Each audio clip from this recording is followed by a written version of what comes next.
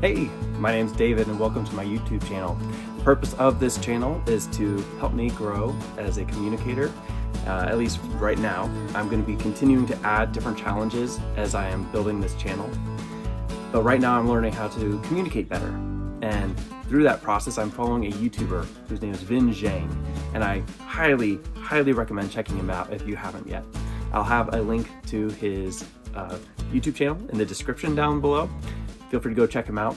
But I want to talk about something that I learned from him that has been so helpful to me.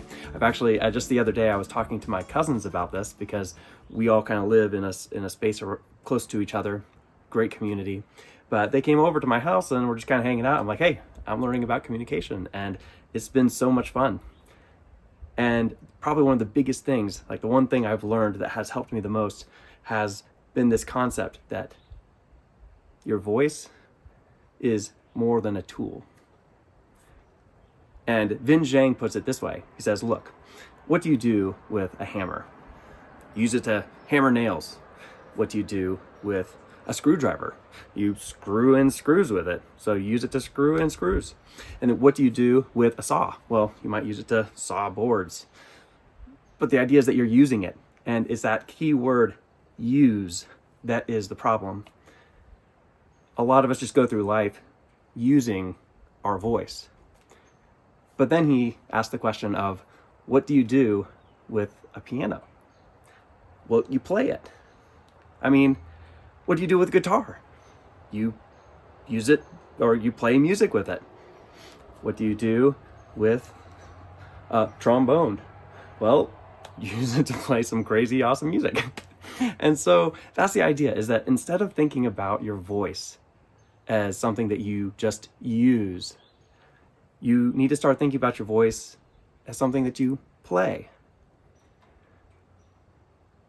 An instrument is something that you can just use to make some of the most beautiful music, but it's used to communicate emotion. It's used to communicate things just in the way that you're changing up the pitch and the volume. If you're very, very loud, then all of a sudden people begin to see that something here is going on. Whereas if you're quiet, you kind of lean in a little bit. You can kind of start to feel a little bit closer to somebody. So that's the idea, is that we can play with our voices. We don't have to just use them. And that concept has completely shifted the way that I think about communication. In fact, this whole journey of trying to create videos, go back over them, see how I'm doing, it's been so much fun simply because I have been learning how to play with my voice. I started out thinking, this journey was just going to be something where I'm like, hopefully getting better at talking, but I've been playing around with it when I'm reading to my kids, and I've been able to throw in different voices for different characters. You might have the brawny man who is coming in to make a big scene within whatever book you're talking about, and so you start talking in that deeper voice. Whereas you might have a female character over here, and as you're talking up here, it's just a slightly different tone.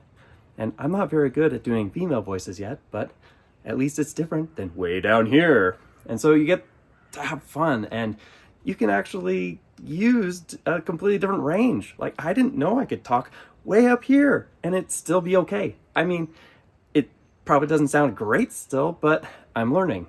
And I really am hoping that I can get to the point where, as I'm talking and communicating better, I can use this idea of having an instrument, something I can not just communicate to people with, not just use, but actually play, where I can use it to serve people. And that's something that I think I'll talk about in another video, but this idea that you can actually play around with your voice, that you can turn it into something that is fun, has completely changed the way that I talk with people. It's made it so I have so much enjoyment in my conversations because I want to be more engaging. I want to be able to serve them through the way that I'm talking to them, and playing with my voice allows me to do that. And so I'm hoping that you'll take something away from this, and that is that your voice is something you can play with. You can have so much fun by just jumping in, trying out some of the exercises that I've been playing around with.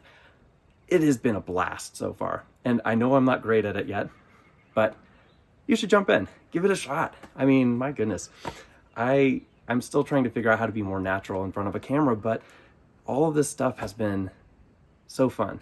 And so if you want to come along for the journey, please feel free to hit that little button down there that says subscribe. And if you like this video, hit that like button.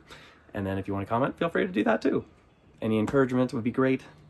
If you have some less encouraging advice for me, fine too. I am very welcome to any advice you have, whether that be critical or encouraging. So I guess I will see you guys in the next video.